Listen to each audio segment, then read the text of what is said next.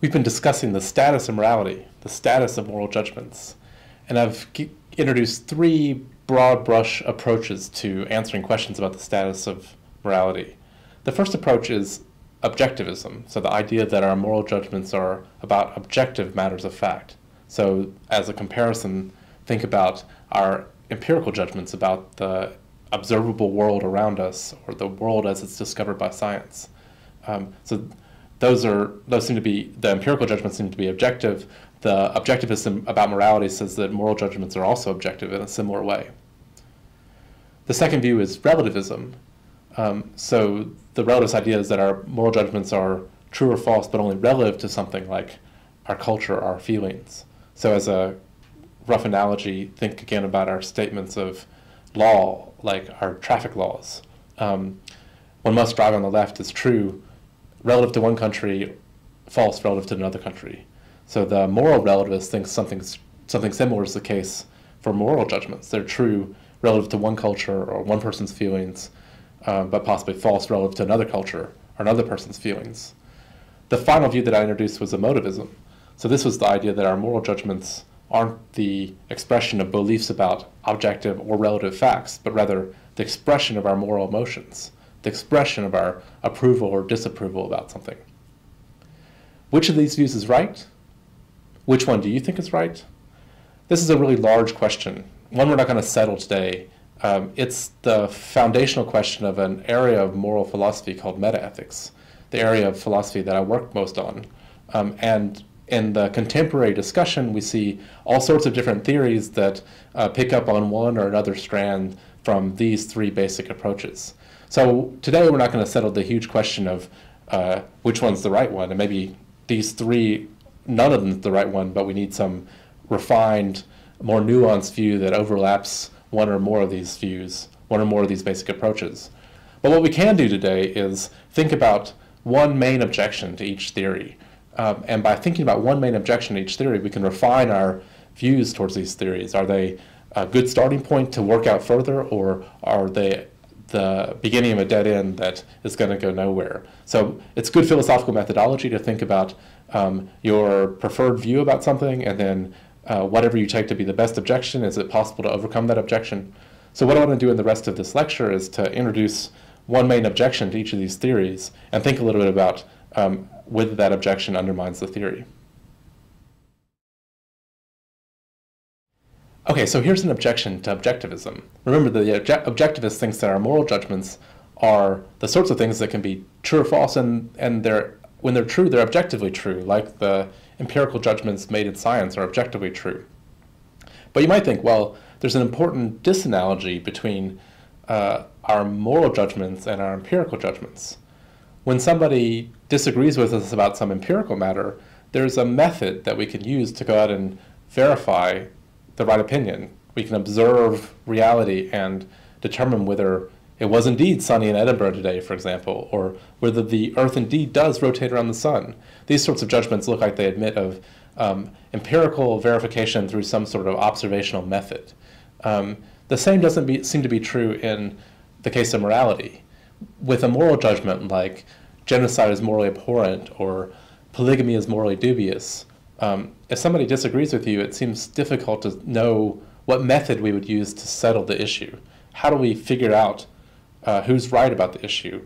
It doesn't look like we can observe the world and find the moral facts in the same way that we can with the empirical facts.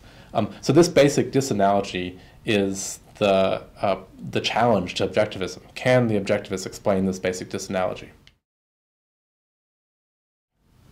The second objection I want to talk about is an objection to relativism. Remember that the relativist thinks that our moral judgments are true or false, but they're only true or false relative to somebody's culture or someone's individual subjective moral feelings. But if that's right, it seems like it's hard to make sense of moral progress. So we think that humanity gets better at being moral in certain ways. So for example, in the past, people thought that slavery was perfectly fine. But now we think slavery is morally abhorrent. That seems like a piece of moral progress. We've gone from a bad view to a good view. But if the relativist view is right, somebody in the past who said slavery is morally okay, that could be true relative to that culture. Whereas somebody now who says slavery is morally wrong, that could be true relative to our culture. And there's sort of difference in opinion, but there's no progress in opinion. So the basic challenge here for the relativist is to explain the possibility of moral progress. The final objection I want to discuss is an objection to emotivism. Remember that emotivism is the idea that our moral judgments aren't beliefs about matters of fact, either objective or relative. They're expressions of our emotions, our emotive reactions to things. They're like saying boo for polygamy or hooray for charity. The challenge this view faces is that it looks like we sometimes reason our way to our moral views, our moral opinions. But if emotivism is right, then our moral opinions are just emotive reactions. They're not reasoned responses to questions about morality. So think about that example of Oedipus's sleeping with his mother Jocasta was morally bad. You might have initially thought, that's right, but then reasoning, oh, well, Oedipus didn't know it was his mother, and so it wasn't culpable what he did, come to think, well, it wasn't morally bad. So that kind of transition, changing your mind through reason, is really hard for the emotivist to explain, because the emotivist thinks that the ultimate judgments that you make, when you make moral judgments, they're emotive reactions, not reasoned responses to beliefs about the way things are with morality. So the basic challenge to emotivism is to explain how we can reason to our moral views. I've discussed challenges for each of the three views that we've discussed. So the challenge to emotivism was to explain the difference in our methodology in determining whether something's right or wrong and determining whether some empirical judgment is true or false. There seems to be an important difference there. The objection to relativism was to make sense of the possibility of moral progress. And the objection to emotivism was to explain how it's possible that we reason to our moral opinions sometimes. Can these objections be met? Of course. This is where philosophy debates various objections and responses and tries to develop new theories. For example, the objectivists could argue that sometimes we do use empirical observation to determine what's right and wrong. For example, many objectivists think that what's right and wrong is determined by what maximizes overall happiness. And we can go out and measure different policies as to whether they promote or don't promote overall happiness. That's something that you can observe. Alternatively, the objectivists could say, look, in the case of mathematics, we think there's an objectively true or false answer to many questions, but we don't think you can observe that answer, not like with your eyes and your ears, but we have powers of rational reflection or intuition that we can come to figure out the objectively right answer. So these are a couple of the types of responses the objectivist might give to that objection. The relativist, the problem with the relativist was, of course, that they can't make sense of moral progress. That was the claim. But relativists argue that that different cultures overlap. And so as long as we could see, for example, the slavery in America in the 18th century as part of our cultural heritage now, you could see that culture is overlapping with our culture. And so there is moral disagreement there because there's cultural overlap. It's not two radically different cultures. So that's a possible response by the relativist to the objection from moral progress.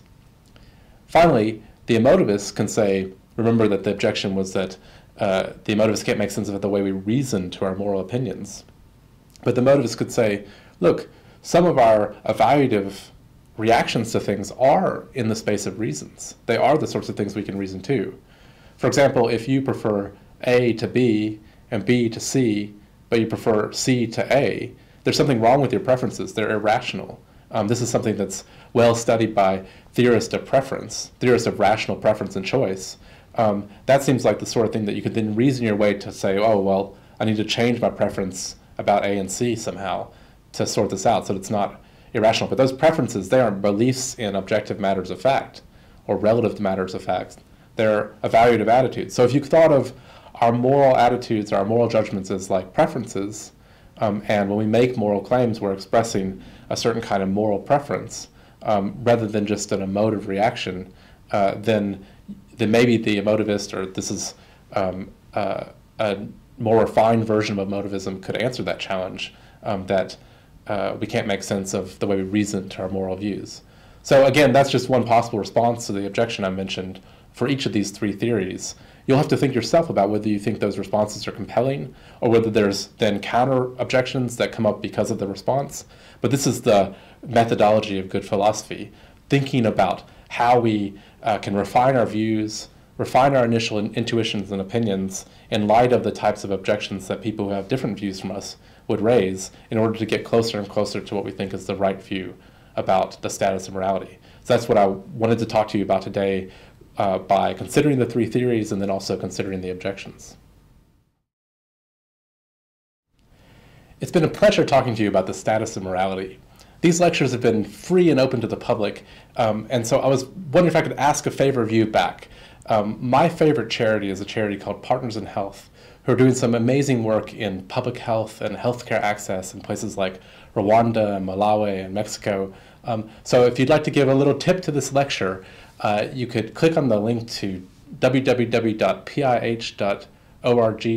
and give a small donation to Partners in Health. I would really appreciate it. Thank you.